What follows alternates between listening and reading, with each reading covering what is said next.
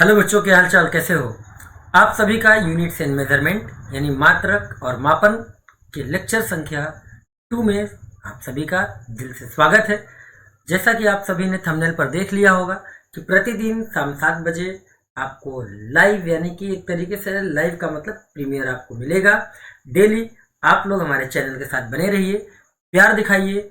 और दूसरी सबसे अच्छी बात यह है कि अब जी जान लगा के आप लोग पढ़ते रहिए, हम आपके साथ हैं।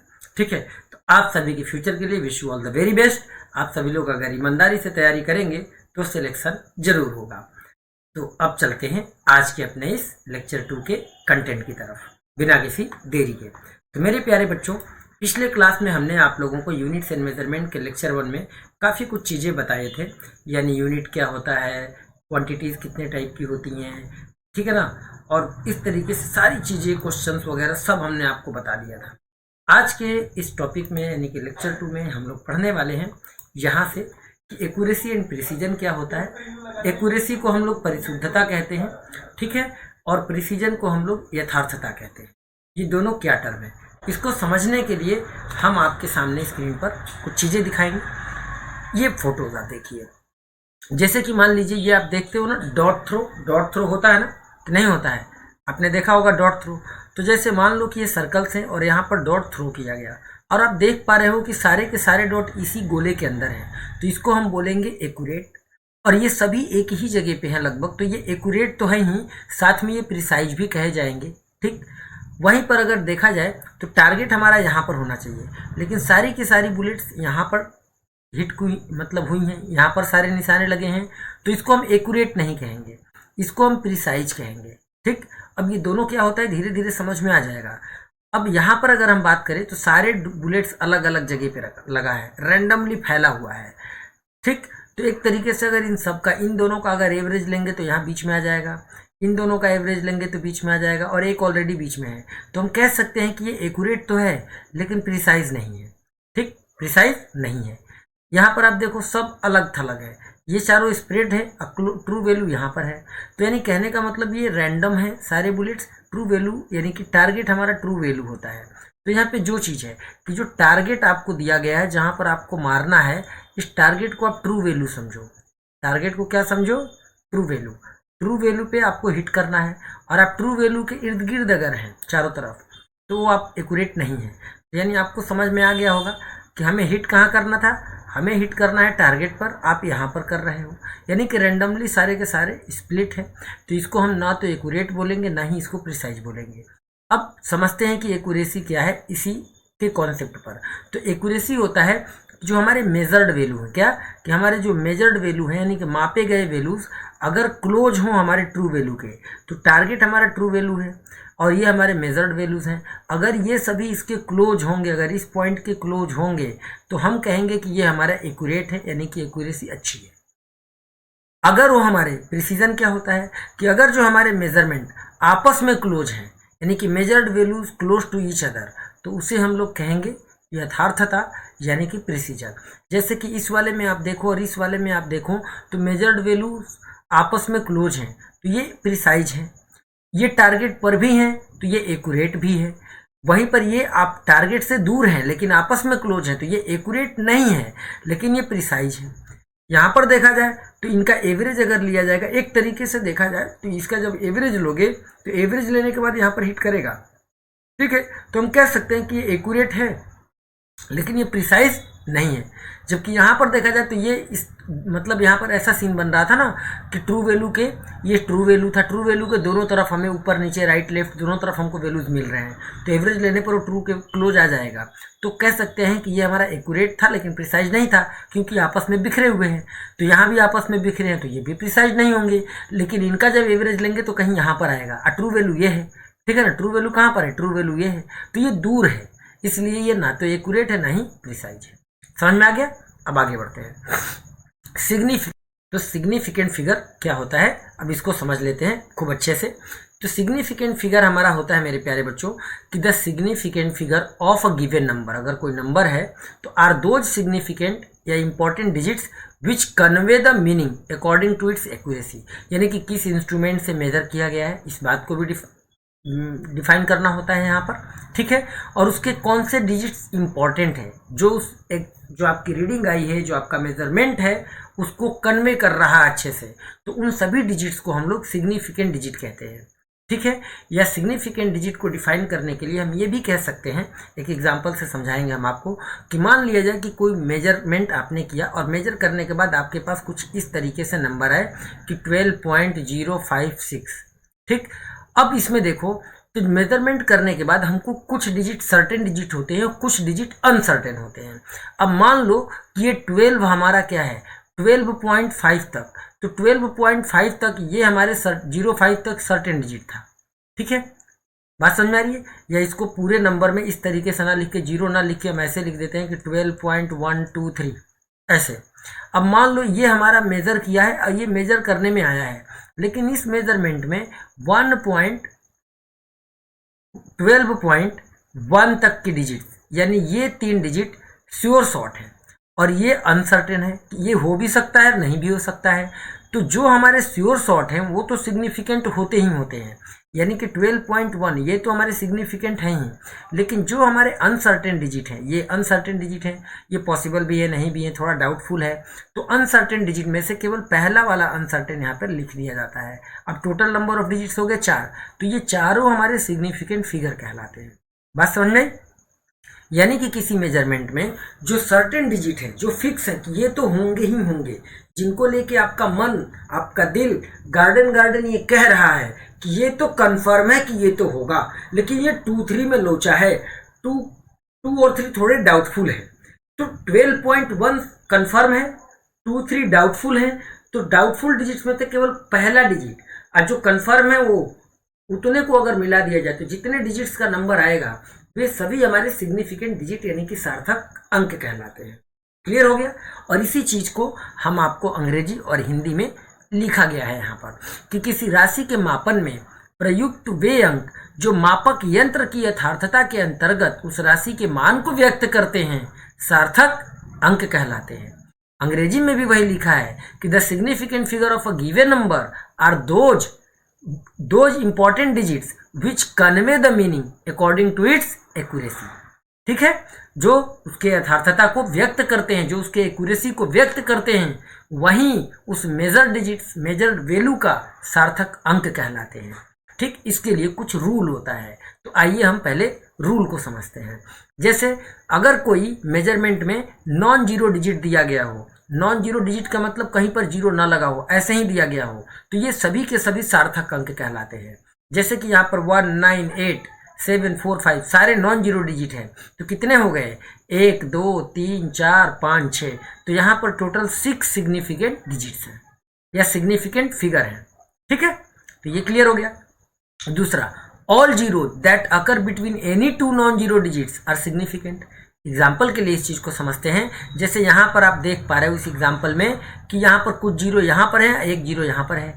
ये जितने भी जीरो हैं ये नॉन जीरो डिजिट्स के बीच में हैं, यानी यहाँ पर 1 है, यहाँ पर 7 है, और इनके बीच में डिजिट्स और नॉन जीरो डिजिट दोनों हैं, यानी 2 नॉन जीरो डिजिट के बीच में जीरो और नंबर दोनों आ रहे हैं। तो ये सभी के सभी सिग्निफिकेंट फिगर हैं, यानी कि यहाँ पर सिग्निफिकेंट फिगर कितने हो जाएंगे? तो 1, 2, 3, 4, 5, 6, 7। तो यहाँ पर टोटल मेरे प्यारे बच्चों 7 सिग्निफिकेंट डिजिट्स हैं।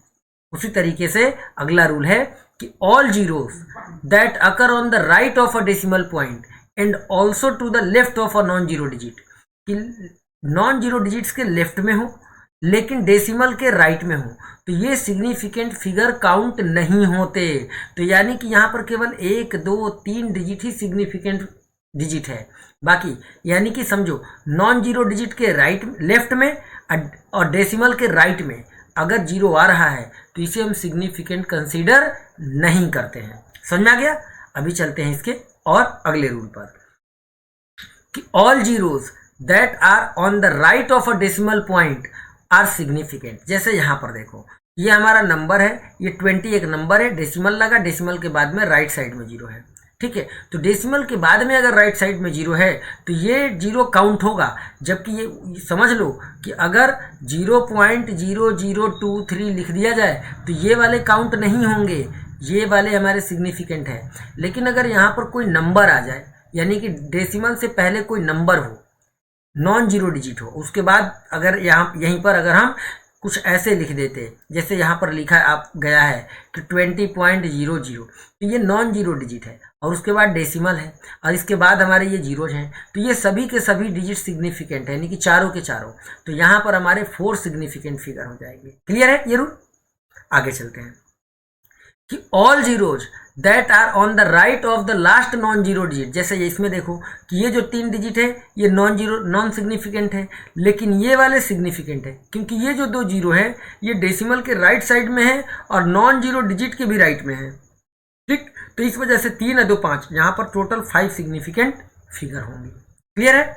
अगला कि अगर कोई नंबर इस तरीके से लिखा हुआ आ जाए, कोई इस तरीके से मेजर किया और नंबर आ जाए, तो उस मेजर किए हुए नंबर में ये जो डिजिट्स हैं ये सिग्निफिकेंट फिगर कहलाते हैं।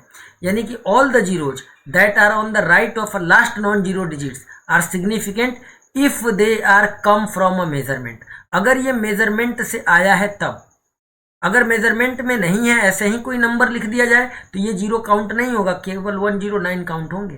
तो अगर कोई नंबर हमने लिखा, जैसे मान लो हमने मेजर किया कोई चीज़ 1200 आ गया मेजर करने पर, तो मेजर करने पर अगर 1200 आया तो यहाँ पर हमारे 4 सिग्निफिकेंट फिगर होंगे। लेकिन ऐसे ही हमने खाली आपको बिना मेजर किए कोई चीज़ लिख दी ऐसे 1500, अब बोला इसमें कितने सिग्निफिकेंट फिगर हैं, तो ये 2 जीरो आपको सिग्निफिकेंट नहीं काउंट किए जाएंगे, केवल ये 2 डिजिट सिग्निफिकेंट काउंट किया जाता है।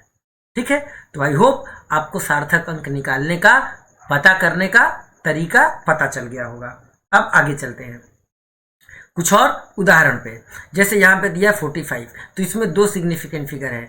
इसमें दिया है 0.046, तो ये काउंट नहीं होंगे। यहाँ भी 2 सिग्निफिकेंट फिगर हैं।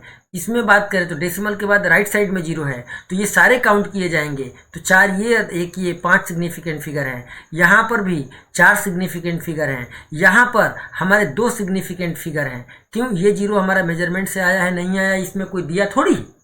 तो जबकि अगर यही 3800 किसी मेजरमेंट में आया होता तो उस सेंस में इसके 4 सिग्निफिकेंट फिगर होते, ना कि 2। ठीक है, समझ में आ गया? अब ये कुछ एग्जाम्पल और आपके सामने रखे गए हैं, इसका आंसर आप लोग हमें कमेंट सेक्शन में जरूर कमेंट करके बताइएगा, यह आपके लिए होमवर्क है। आगे बढ़ते हैं। राउंडिंग ऑफ, कि किसी भी डिजिट को राउंड ऑफ कैसे करते हैं। तो राउंड ऑफ करने के लिए भी हमें सिग्निफिकेंट का ही सहारा लेना होता है। किसका? सिग्निफिकेंट के रूल का ही सहारा लेना होता है। यानी कि number is rounded off to the required number of significant digit by leaving 1 और more digit from the right. कि अगर राइट में कुछ, मतलब हमें जैसे मान लो 3 सिग्निफिकेंट फिगर के लिए राउंड ऑफ करना है, तो 3 डिजिट लेंगे, बाकी 4 5 6 इधर जितने डिजिट होंगे उनको हम लोग हटा देंगे। तो हटाने के लिए कुछ नियम कानून है, कुछ कायदा है इसका, ऐसे ही नहीं हटा दिया जाता। क्या कायदा है? तो एक एक करके इसके भी रूल हैं। तो ये रूल है हमारे, इस नियम को समझते हैं, राउंड ऑफ करने के नियम को। ठीक है, जैसे if the digit to be dropped is less than 5। जैसे एग्जांपल में देखो ये नंबर है और इसको 2 डिजिट के लिए राउंड ऑफ करना है। हमारे पास क्या दिया है? 1.54। ठीक है ना। अब 1.54 को 2 डिजिट के लिए राउंड ऑफ करना है अगर, तो हम लास्ट डिजिट को चेक करेंगे तो हमने देखा लास्ट डिजिट तो 4 है और ये 4 हमारा 5 से कम है, तो हम ये केवल 1.5 को हम लोग आंसर में लिख देंगे, यानी केवल 2 सिग्निफिकेंट फिगर में 1.5 बचेगा। क्लियर हो गया पहला रूल। दूसरा कि if the digit to be dropped is greater than 5, कि लास्ट वाला डिजिट 5 से ज्यादा हो। जैसे इसमें भी 2 डिजिट के लिए राउंड ऑफ करना है और यहाँ 4 के बगल में 9 लगा हुआ है, तो 9 इज ग्रेटर देन 5, तो 9 से पहले वाले डिजिट में 1 ऐड कर दिया जाएगा, यानी इसका आंसर में 2.4 ना लिख के 2.5 लिखा जाएगा। क्लियर हो गया दूसरा रूल। अब तीसरे पर चलते हैं। अगर कि if the digit to be dropped is 5 and followed by digit other than 0, कि इसके अलावा कि जैसे यहाँ पर ऑलरेडी 5 हो और उसके बगल में भी 5 हो। ठीक है, तो इसको हम राउंड ऑफ कैसे करेंगे? तो इसको राउंड ऑफ करने का रूल है कि अगर 5 है और इसके पहले ऑड नंबर है तो इसमें 1 ऐड हो जाएगा, यानी कि 3.6 लिखेंगे। लेकिन अगर इसके पहले इवन नंबर आ जाता तो चेंज नहीं करते। कि if the digit is drop to be 5 और फॉलोड बाई 0, जैसे कि यहाँ पर एग्जाम्पल देख लो कि 5 पर छोड़ दिया गया और फॉलोड बाई 0, लास्ट में 0 है। ठीक, और अगर हम इस 5 को हटा दें, ठीक है, तो 5 से पहले ऑड नंबर है तो यहाँ पर फिर से 1 हमारा ऐड हो जाएगा, यानी कि इसके आंसर क्या आ जाएंगे? 3.8 आ जाएगा। वहीं पर अगर ये वाला नंबर हम एग्जांपल के तौर पे लें तो यहाँ भी 5 है फॉलोड बाय 0, लेकिन इसके पहले वाला नंबर इवन नंबर है तो इसका आंसर केवल 4.6 होगा। समझ में आया कि अगर कोई नंबर ऐसा लिखा हो जो फॉलोड बाय, जैसे हमने 1.255 कर दिया और इस 5 के लिए राउंड ऑफ करना है, 3 डिजिट तक आंसर लिखना है, तो 5 के पहले वाले नंबर को चेक करेंगे। अगर ये नंबर ऑड है तो इस ऑड वाले में एक ऐड करके यानी कि 1.26 इसका आंसर हो जाएगा। जबकि यहीं पर अगर 1.245 होता और इसको हमें रिमूव करना होता तो इसके पहले वाला नंबर इवन है तो इसको ऐसे ही रहने देते, केवल हमारा आंसर 1.24 यानी 3 डिजिट में इतना ही होता 1.24। बस समझ में आ गई। तो ये सारे हमारे राउंड ऑफ के रूल है जो कि आप सभी लोगों को याद रखना है। अब हम आगे चलते हैं।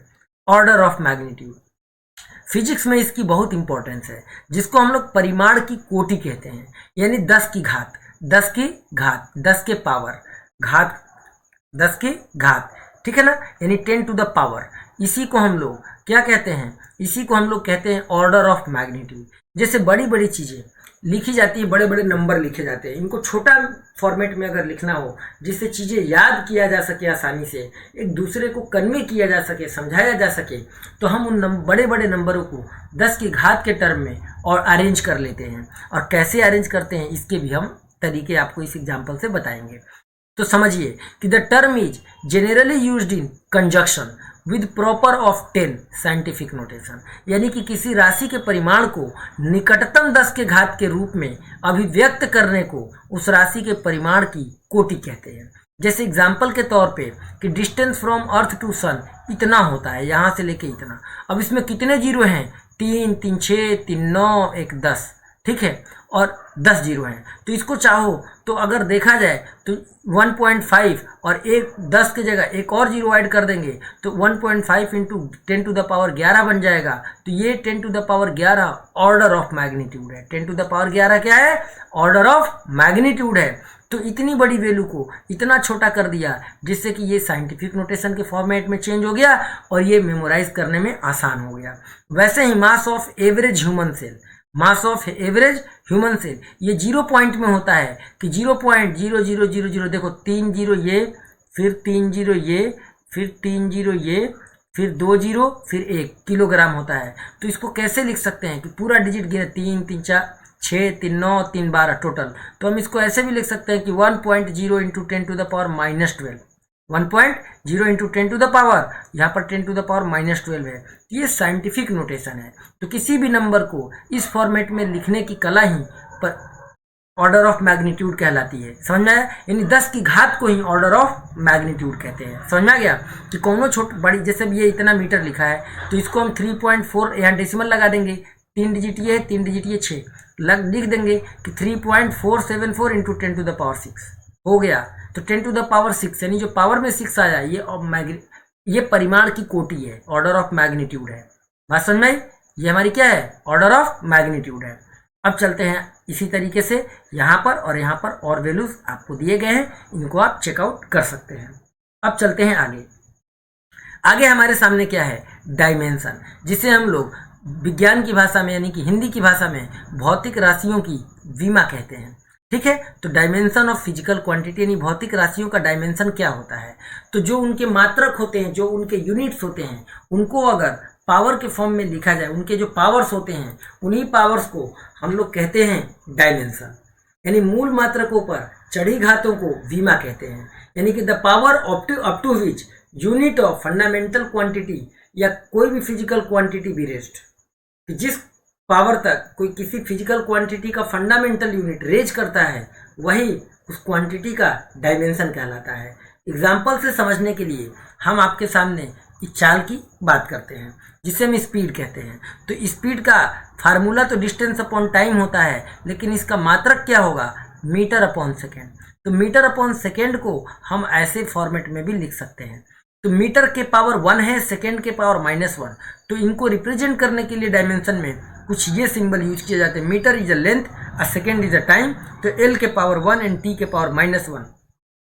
तो this is the dimension of speed यानी कि चाल। तो इसके रिगार्डिंग हमने आपको शुरुआत में सारी चीजें बता दी थी, जहाँ तक मुझे याद है वो भी मैं दिखा दूँ आप लोगों को, शायद बता दी थी और नहीं बताई है तो अभी हम आपको बता देते हैं बच्चों। ये आप लोग याद कर लेना ताकि आपको भूलने में दिक्कत ना लगे, ऐसा ना लगे कि आप भूले जा रहे हो। ठीक है, तो आप बिल्कुल भी भूलना मत, हम आपको दे देते हैं अच्छे से चीज़ें एकदम। ठीक है ना, इसको याद रखना, भूलना नहीं है, ये बात याद रखना। हमने क्या बोला, भूलना नहीं है इसको। जैसे देखो बेटा, ये लेंथ है, लेंथ का फंडामेंटल यूनिट मीटर होता है। अब मीटर अगर कहीं यूनिट में है तो इसके लिए हम डायमेंशन में एल लिखते हैं। क्या लिखते हैं, एल। केजी अगर लिखा है तो केजी मास को रिप्रेजेंट करता है, मास के सेंस में हम एम लिखते हैं। और ये सभी कैपिटल ब्रैकेट के अंदर लिखे जाते हैं। अगर यूनिट में कहीं सेकेंड है तो सेकेंड टाइम को रिप्रेजेंट करता है, टी लिखते हैं।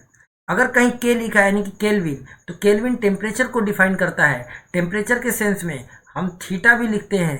और टेम्परेचर के लिए हम के सिंबल का भी यूज करते हैं एज ए डायमेंशन। अगर एम्पियर की बात करें तो एम्पियर हमारा इलेक्ट्रिक करंट को रिप्रेजेंट करता है, इसके लिए हम इसी सिंबल का यूज कर लेते हैं एज ए डायमेंशन। अगर कैंडेला लिखा है तो कैंडेला ज्योति तीव्रता को रिप्रेजेंट करता है, इसको अगर डायमेंशन में लिखना है तो इसको हम ऐसे ही लिख लेते हैं। अब मोल के केस में भी हम लोग ऐसे ही लिख लेते हैं, MOL कैपिटल ब्रैकेट के अंदर। तो ये फंडामेंटल सातों क्वांटिटीज हैं और इनके डायमेंशन कुछ इस पैटर्न में लिखे जाते हैं। तो अगर इसके साथ, इसके यूनिट के साथ ये अगर आपको याद है तो किसी भी क्वांटिटी का डायमेंशन आप लिख सकते हो। जैसे एग्जाम्पल के तौर पे अगर हम त्वरण की बात करें, यानी कि त्वरण को हम लोग अंग्रेजी में क्या बोलते हैं, एक्सेलरेशन। एक्सेलरेशन का जनरल फार्मूला क्या होता है, change in velocity upon time interval. Change in velocity upon time interval. इसका मात्रक की बात करें तो क्या होता है, मीटर पर सेकेंड स्क्वायर। इसको अगर ये डंडा हटा दूं तो इसको हम ऐसे लिखते हैं, पावर में -2 लगा देते हैं। मीटर क्या है, मीटर इज अ लेंथ, तो इसके जगह पे एल लिख देंगे। पावर में क्या है 1, तो 1 लिख दो, या 1 किसी भी नंबर के पावर, जैसे n के पावर 1 है तो इसको सिंपली हम n भी तो लिख ही सकते हैं। आपने कहा बिल्कुल सर, इसको सिंपली n लिख सकते हैं। तो 1 लिखो या ना लिखो, ये अंडरस्टूड टर्म होता है। अब सेकेंड के पावर क्या है, -2, तो ये पावर में अगर -2 है तो इसको हमें दिखाना पड़ता है। तो यानी कि त्वरण का डायमेंशन कितना हो गया, LT के पावर -2। ठीक है, क्लियर हो गया। इसी तरीके से बहुत सारी क्वांटिटीज के डायमेंशन हम आपको यहाँ पर बताएंगे। जैसे कि देखो, यहाँ पर हमने आपको पहले फिर से एक बार लिख दिया कि लेंथ अगर है तो लेंथ के लिए यूनिट होता है मीटर, और मीटर के रिफरेंस में डायमेंशन L। मास का यूनिट होता है केजी, केजी के रिफरेंस में डायमेंशन M। टाइम का यूनिट होता है सेकेंड, सेकेंड के रिफरेंस में T। इलेक्ट्रिक करंट का यूनिट होता है एम्पियर, इसके रिफरेंस में A। थर्मोडायनेमिक टेम्परेचर का होता है केल्विन, केल्विन के रिफरेंस में के भी होता है और इसके रिफरेंस में थीटा भी होता है। ल्यूमिनस इंटेंसिटी का यूनिट होता है कैंडेला, CD। ठीक है, इसको हम डायरेक्ट CD से ही रिप्रेजेंट करते हैं। अमाउंट ऑफ सब्सटेंस का यूनिट होता है मोल, इसको हम डायरेक्ट मोल से ही रिप्रेजेंट करते हैं। लेकिन इन दोनों की रिक्वायरमेंट बहुत रेयर मिलेगा, लेकिन इन सभी का रिक्वायरमेंट ज़्यादा होता है, तो इसे आप लोगों को अच्छे से याद रखना है। अब आगे चलते हैं। कुछ क्वांटिटीज है जिनके डायमेंशन आपके सामने आपके स्क्रीन पर दिख रहे होंगे, जैसे कि एंगुलर वेलोसिटी। एंगुलर वेलोसिटी का मतलब होता है एंगल अपॉन टाइम। एंगल का कोई यूनिट नहीं होता, यानी कि डायमेंशन नहीं होता, तो इसका सीधा सीधा अपॉन में टाइम बचा, यानी कि इसका यूनिट बना रेडियन पर second. Radian is a dimension less, तो रेडियन डायमेंशन लेस है, लेकिन अपॉन में सेकेंड तो है, तो सेकेंड को जब ऊपर लिखेंगे तो इसको ऐसे भी तो लिख सकते हैं कि रेडियन पर सेकेंड। इसका तो कोई डायमेंशन नहीं होगा, लेकिन इसका तो होगा, यानी कि T के पावर -1। तो एंगुलर फ्रीक्वेंसी का और नॉर्मली फ्रीक्वेंसी का, फ्रीक्वेंसी इसका, जिसे कि हम लोग आवृत्ति कहते हैं, क्या कहते हैं, आवृत्ति, इसका हमारा T के पावर -1 विमा होता है, डायमेंशन होता है। ऐसे ही यहाँ पर जितने दिए गए हैं इन सब का डायमेंशन आप निकाल सकते हो, लेकिन अगर आपको इनके फॉर्मूले पता है तो। जैसे एग्जाम्पल के तौर पे हम लेते हैं प्लैंक कांस्टेंट, कि प्लैंक कांस्टेंट जिसे हम H सिंबल से रिप्रेजेंट करते हैं, इसका डायमेंशन आपके सामने इतना लिखा है ml² T-1। लेकिन ये आता कैसे है, तो इसको समझने के लिए हम आपके सामने अभी एक पेज ले लेते हैं। देखो बेटा, अकॉर्डिंग टू प्लैंक हाइपोथेसिस, जो सन से चलने वाली रेडिएशन है, जैसे मान लिया जाए कि ये सन है, ये सन है, तो सन से जो हमारी रेडिएशन निकलती है और अर्थ पर पहुंचती है, ये बंडल में पहुंचती है, ऐसे ऐसे छोटे छोटे पार्टिकल्स के फॉर्मेट में ट्रेवल करती है। इन पार्टिकल्स के फॉर्मेट को, यानी इन पूरे ग्रुप ऑफ को रेन ऑफ सावर भी कहते हैं। इनको क्या कहते हैं, रेन ऑफ सावर। ठीक है, रेन ऑफ सावर। और एक सावर को हम लोग फोटोन नाम देते हैं। इसको क्या नाम देते हैं बच्चों, फोटोन। इसी को दूसरा नाम भी है क्वांटा। इसी का दूसरा नाम है क्वांटा। इन पार्टिकल्स को, यानी कि सन से चलने वाली रेडिएशन है, बंडल्स और पैकेट्स के फॉर्म में चलती हैं और इन पैकेट्स को फोटोन या क्वांटा कहते हैं। अकॉर्डिंग टू मैक्स प्लांक, इस फोटोन की जो एनर्जी होती है, ये एनर्जी h इंटू फ्रीक्वेंसी के मल्टीप्लाई के बराबर होती है। तो ये हमारा फार्मूला बन गया। तो h हमारा क्या है, तो h का फार्मूला बन गया अब बच्चों E अपॉन फ्रीक्वेंसी। ठीक, 9th क्लास में आपने पढ़ा होगा कि 1 अपॉन फ्रीक्वेंसी टाइम पीरियड के बराबर होता है, यानी इस फार्मूला को E इंटू टाइम पीरियड के मल्टीप्लाई के बराबर लिख सकते हैं।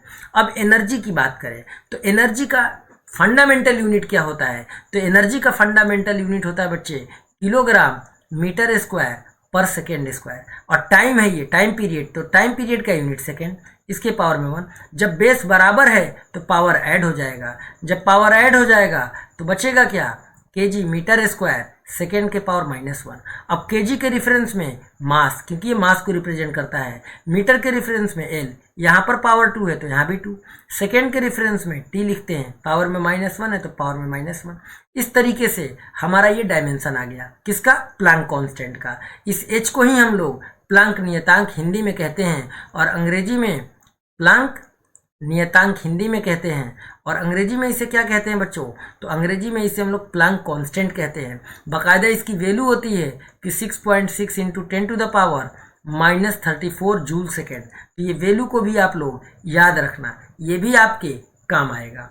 ठीक है, तो डायमेंशन कैसे निकालना है, आई होप अब आप लोगों को बहुत अच्छे से समझ में आ गया होगा। जैसे एक और एग्जाम्पल लेते हैं, लीनियर मोमेंटम।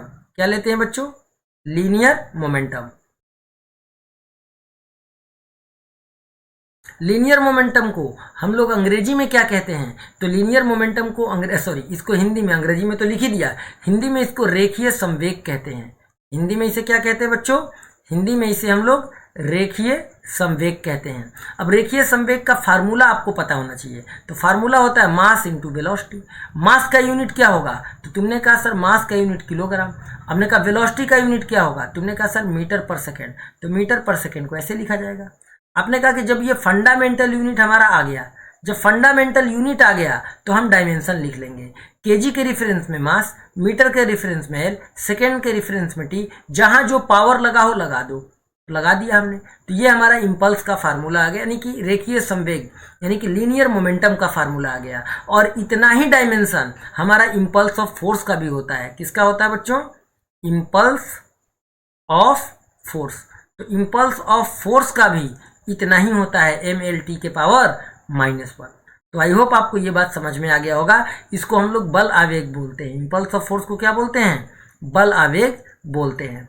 अब अगर बल का फार्मूला निकालना है तो बल के बारे में सब लोग जानते होंगे। बल यानी जिसे हम लोग अंग्रेजी में क्या कहते हैं, अंग्रेजी में फोर्स कहते हैं। अब फोर्स का फार्मूला सभी को पता होगा, मास इंटू एक्सेलरेशन। तो मास का यूनिट हो गया बेटा केजी, और एक्सेलरेशन का यूनिट होता है मीटर पर सेकेंड स्क्वायर। तो केजी के रेफरेंस में मास, मीटर के रेफरेंस में एल, सेकेंड के रेफरेंस में टी, पावर में -2 लगा है, -2 लगा दो। इसी तरीके से अगर हम वर्क डन का निकालें तो वर्क डन, तो वर्क यानी जिसे हम लोग कार्य कहते हैं, तो कार्य का जनरल फार्मूला सबको पता होगा कि वर्क डन बराबर होता है फोर्स इंटू डिस्प्लेसमेंट। अब फोर्स का फंडामेंटल यूनिट तुम्हारे सामने है, केजी मीटर पर सेकेंड स्क्वायर। ये डिस्प्लेसमेंट है तो डिस्प्लेसमेंट का यूनिट मीटर, तो ये भी मीटर और ये मीटर सेम है। इस पे भी पावर 1, इस पे भी पावर 1, दोनों ऐड हो जाएगा। तो ऐड होने के बाद क्या बचेगा बच्चों, तो केजी मीटर के पावर 1 और 1 मिलके 2 हो गया, और सेकेंड के पावर -2। अब डायमेंशन लिख देंगे तो ये हो गया m, इसका हो गया एल स्क्वायर, और इसका हो गया टी के पावर -2, यानी कि हमारा वर्क का आ गया ml स्क्वायर टी -2। और सुन लो, वर्क के अलावा टॉर्क, जिसे हम लोग बल आघूर्ण कहते हैं, बल आघूर्ण, और एनर्जी, किसी भी तरह का एनर्जी हो, ठीक, एनर्जी डेंसिटी नहीं, एनर्जी की मैं बात कर रहा हूँ। एनर्जी डेंसिटी का अलग होता है एनर्जी। तो वर्क, टॉर्क और एनर्जी, चाहे काइनेटिक एनर्जी हो, पोटेंशियल एनर्जी हो, मैग्नेटिक एनर्जी हो, इलेक्ट्रिक एनर्जी हो, कोई भी हो, सभी प्रकार के एनर्जी का डायमेंशन यही होता है। बात समझ में आ गई, इसमें किसी को कोई दिक्कत नहीं होनी चाहिए। तो यहाँ पर कुछ अलग अलग फिजिकल क्वांटिटीज के फार्मूले दिए गए हैं। अब इनमें से इंपॉर्टेंट कौन कौन है उस पर हम थोड़ा सा टिक लगा दे रहे हैं। जैसे कि सरफेस टेंशन, इसका होता है बेटा न्यूटन पर मीटर, ठीक, ml mt -1 इसका बचता है यार, mt के पावर -2, तो इसका हमारा होता है ये ये जो इक्वल टू में लिखा है mt के पावर -2, l के पावर 0 हो गया। और किसी भी चीज़ के पावर अगर 0 हो जाए तो उसकी वैल्यू 1 हो जाती है। तो m इंटू 1 यानी कि m बचा, तो यहाँ से आ जाएगा mt के पावर, यानी कि यहाँ पर आ जाएगा केवल mt के पावर -2। तो ये सरफेस टेंशन का है जिसे आपको याद रखना है अच्छे से। स्प्रिंग कांस्टेंट याद रखना है, इंटेंसिटी याद रखना है, कोफिशिएंट ऑफ विस्कोसिटी याद रखना है, इसका ml-1 t-1 होता है, पूछा जाता है। और भी कुछ क्वांटिटीज़ हैं जैसे कि वर्क का, kinetic energy, potential energy, torque, इन सब का सेम है। देखना ml² t-2, ml² t-2, ml² t-2, ml² t-2, तो हमने बताया था ना इन सब का सेम होता है, तो ये याद रखना है। मोमेंटम और इम्पल्स इन दोनों का सेम होता है, mlt-1 mlt-1, ठीक है, तो इन दोनों को याद रखना। कुछ क्वांटिटीज ऐसी होती हैं जिनका कोई डायमेंशन नहीं होता, ठीक है। एग्जाम्पल के तौर पे हम आपको बताते हैं एंगल और सॉलिड एंगल, ठीक। एंगल हमारे जितने भी प्रकार के हैं, चाहे प्लेन एंगल हो चाहे सॉलिड एंगल, नहीं होता। रिफ्रैक्टिव इंडेक्स अपवर्तनांक, ठीक है ना, रिफ्रैक्टिव इंडेक्स अपवर्तनांक है, इसका नहीं होता, रिफ्रैक्टिव इंडेक्स का नहीं होता। रिलेटिव डेंसिटी RD सापेक्ष घनत्व, इसका नहीं होता, ठीक है। जो भी सेम क्वांटिटी के जो रेशियोज होते हैं उनका हमारा डायमेंशनल फार्मूला नहीं होता, उनका बीमीय विश्लेषण नहीं होता, उनका बीमा हम लोग नहीं लिख सकते हैं। इसके अलावा स्ट्रेन, जिसे हम विकृति कहते हैं, क्या स्ट्रेन, स्ट्रेन का नहीं होता, ठीक है। तो ये कुछ क्वांटिटीज हैं, और भी कई सारे क्वांटिटीज आपको मिल जाएंगे जिनके नहीं होते, लेकिन अभी मेरे दिमाग में इतने आ रहे हैं कि एंगल है, रिफ्रैक्टिव इंडेक्स है, रिलेटिव डेंसिटी है, स्ट्रेन यानी कि विकृति है। तो ये सब डायमेंशनलेस है, इन सब की बीमा नहीं होती। क्या नहीं होती? बीमा नहीं होती है।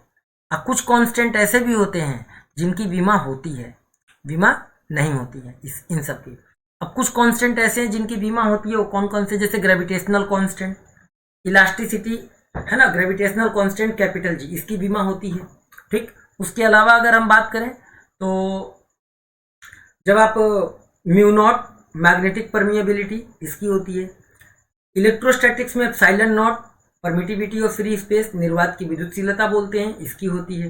अब म्यू नॉट को निर्वात की चुंबकशीलता बोलते हैं। तो ये दोनों कांस्टेंट टर्म है, इन सब की होती है।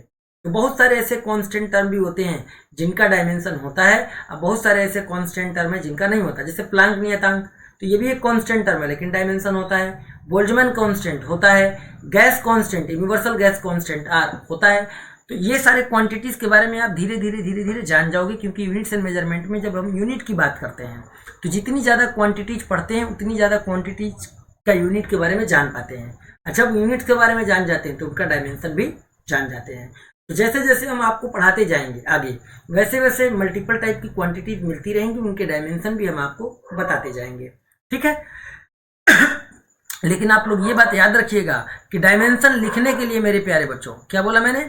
डायमेंशन लिखने के लिए हमको क्या जरूरत होता है? Fundamental unit. अगर आपको फंडामेंटल यूनिट पता है सातों क्वांटिटीज का, तो आप आराम से उसके फार्मूले की सहायता से फंडामेंटल यूनिट लिख सकते हैं। अब फंडामेंटल यूनिट लिखने के बाद उसका डायमेंशन निकाल सकते हैं, ठीक है। चलिए अब इसी सीक्वेंस में आगे बढ़ते हैं कुछ सवाल की तरफ। जैसे लिखा है कि the dimension of impulse is equal to, तो हमने आपको थोड़ी देर पहले बताया कि इम्पल्स का, यहाँ पर बताया कि लीनियर मोमेंटम और इम्पल्स दोनों का डायमेंशन सेम होता है ml-t-1, ml-t-1, ठीक। सवाल भी है, ये सब सवाल आए हुए क्वेश्चन है कि dimension of impulse is equal to, तो लीनियर मोमेंटम रेखीय संवेग के बराबर होता है। Momentum has the same unit as that of, यानी मोमेंटम का जो यूनिट है उसी की तरह और किसका यहाँ पर यूनिट होता है? तो इम्पल्स का होता है। यानी एक ही सवाल, एक ही चीज दो अलग अलग तरीके से पूछा गया, इसलिए इन दोनों क्वेश्चन के हमने यहीं पर अरेंज कर दिया, ठीक। आगे दिया dimension of coefficient of viscosity, आपने थोड़ी देर पहले देखा था कि इसका होता है ml-1 t-1, और ये हमने आपको यहाँ पर दिखाया था कि कोफिशिएंट ऑफ विस्कोसिटी, ठीक है, हमने आपको दिखाया था भाई कहीं, देखो coefficient of viscosity ml-1 t-1 पूछा जाता है। Universal gravitational constant capital G, इसका भी डायमेंशन पूछा जाता है। तो इसका डायमेंशन याद रखना है, ठीक है। थर्मल कंडक्टिविटी एक होता है कैपिटल के, इसका डायमेंशन पूछा जाता है। तो ये सब जैसे जैसे हम चैप्टर्स में आगे पढ़ते जाएंगे हम इन सब के डायमेंशन आपको बता देंगे, तो अभी आपको टेंशन लेने वाली कोई बात नहीं रहेगी।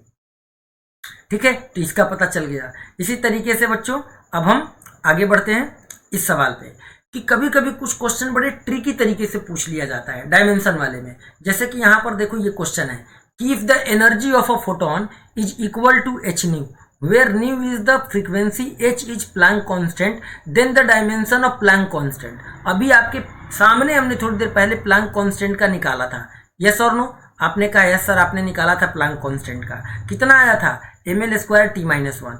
क्या यही चीज आपको यहाँ सवाल में पूछ लिया ml² t-1? आप देखोगे, देख के तुरंत टिक कर दोगे, ठीक है ना? तो कभी कभी इतना बड़ा स्टेटमेंट देने के बाद वही चीज पूछ लेता है, डायरेक्ट ना पूछ के। तो एनडीए कोई बड़ा तुर्रम खां वाला एग्जाम नहीं है।